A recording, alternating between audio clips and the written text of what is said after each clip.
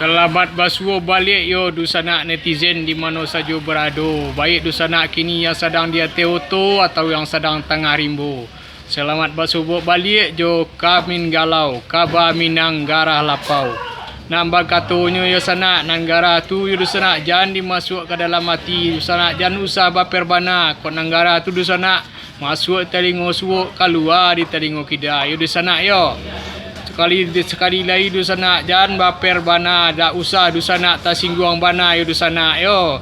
Kali ini dusana kita tidak akan membahas tema-tema yang banyak yo dusana yo.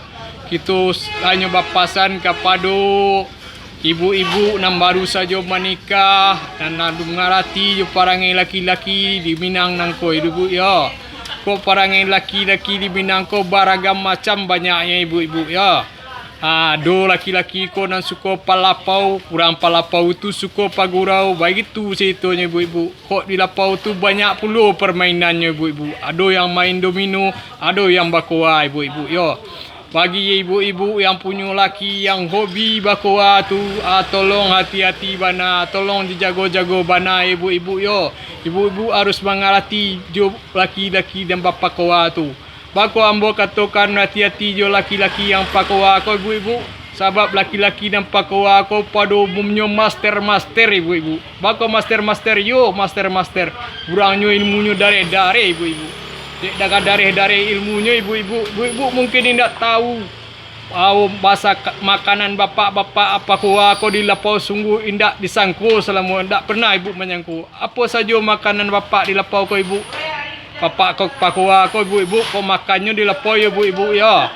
Babi, batuang sampai jo jarum dimakannya di ibu. Bayangkan deh ibu. Baik itu masternya orang pakoa ko di ibu-ibu ya. Jadi kepada ibu-ibu dan baru berkeluarga dan baru mengerti jo parangai laki-laki khususnya parangai orang pakoa, tolonglah hati-hati ibu-ibu ya. Jangan sampai basiara awak de gara-gara bagara ya ibu-ibu. Semoga apa nambo sampaikan ko bermanfaat buat kita semuanya ya ibu-ibu. Kalau ada yang merasa berguna silakan share balik ya ibu-ibu ya. Jangan lupa dah like channel ambo, subscribe dan bagikan. Untung-untung bermanfaat buat kita sadonyo. Tak lebih dan tak kurang ambo mohon maaf. Nampak kata orang kok ada jarum dan patah, usah diletak dalam padi, elok dibuang ke pematang, jangan diambil pancuki duri. Kok ada kata nan salah, usah diletak dalam hati, elok dibuang ke belakang, jangan menjadi ukek kudi. Sekali lagi, terima kasih banyak ibu-ibu, saudara-saudaraku. Assalamualaikum warahmatullahi wabarakatuh.